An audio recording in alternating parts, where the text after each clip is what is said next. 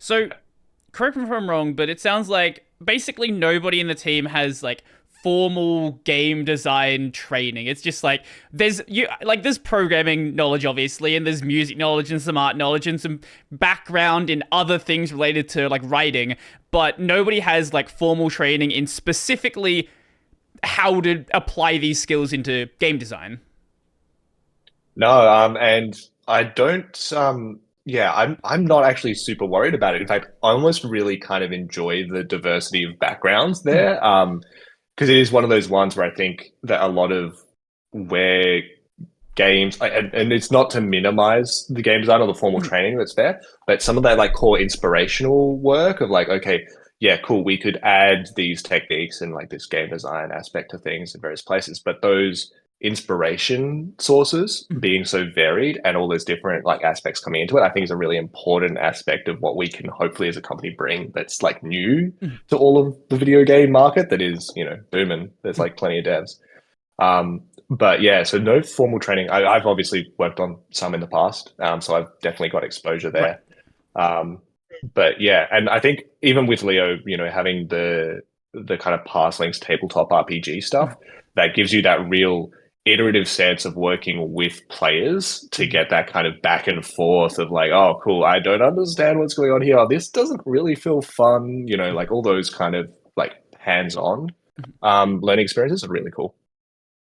Well, I honestly think go. that also not having a formal training has been actually a little bit of a benefit because we're not stuck into very similar thought patterns that come out of what universities and other courses will Right. teach you. It means that we've learned a lot by osmosis from our community, taking bits where we found it useful for our own processes. So it's a lot of evolving thing.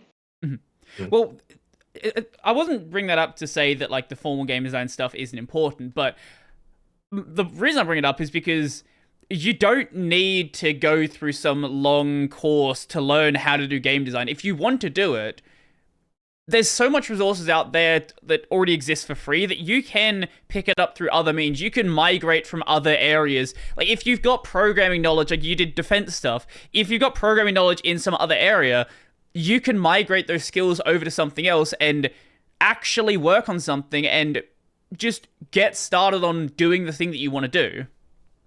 Yeah, definitely. I think like to put it as simply, I think you're basically there with like just do a thing. Yeah. Like the key one from I think me for growing up was like the making games thing when I had like something that was finally accessible at the level of where I was at, which was Game Maker. Like I knew nothing about code or anything like that. I used the kind of drag and drop interface to do things. And I didn't want to touch code. I was like, it seems painful, tedious, whatever. And then I realized, it's like going to literally be the only way I can solve this particular problem I have. All right, 2 lines of code. I'll just do 2 lines of code.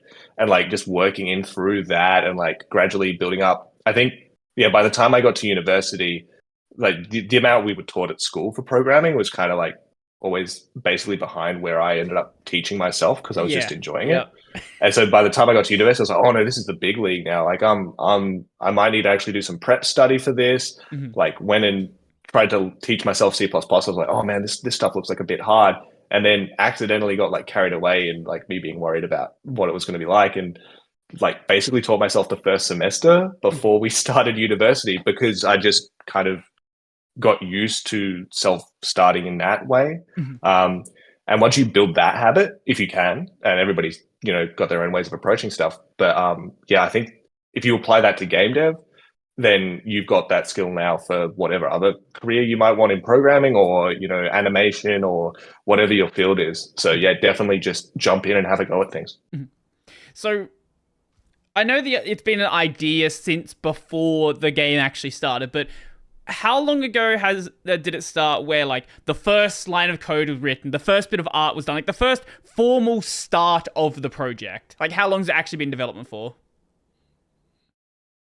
I reckon if I had to put a date on it, Leo, you can jump in because a lot of it was like very like talking about the idea back and forthing it a bit, but I reckon it'd probably be in 2021, Okay. I'd say. Yeah.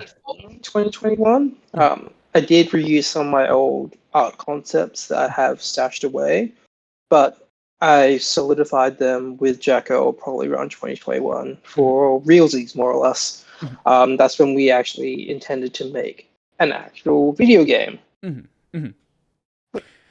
So, what is the state of the game now, and what was actually shown at AvCon? Is that like a vertical slice? Is that like a core system of the game that you just wanted to test out? Like, is that the combat alpha that was mentioned on the website, or is that something separate? No, so that that particular thing that's shown there is basically what we're calling like a bit of a pre-alpha. We've been kind of very keen on running into like AvCon and various other conventions and showing off what we do have to get that player feedback. Maybe we can go into that a little bit later. But yeah, at this point in time, we don't consider it to be the vertical slice. There's a bunch of features there that we are very excited about and that we don't currently have in that build. And we're super keen to like actually finally get them in there and get players' hands on them. So yeah, we'll be having like a kind of community alpha. We've done the kind of pre-selection for that and getting a bunch of people in to help us test out those final combat features, some of which wouldn't have been at the AvCon live demo. And then after that, we'll be having a narrative kind of alpha where we look at some of the more like longer term meta progression that's in the game and really let people get a hands on with that once we feel like it's at that level.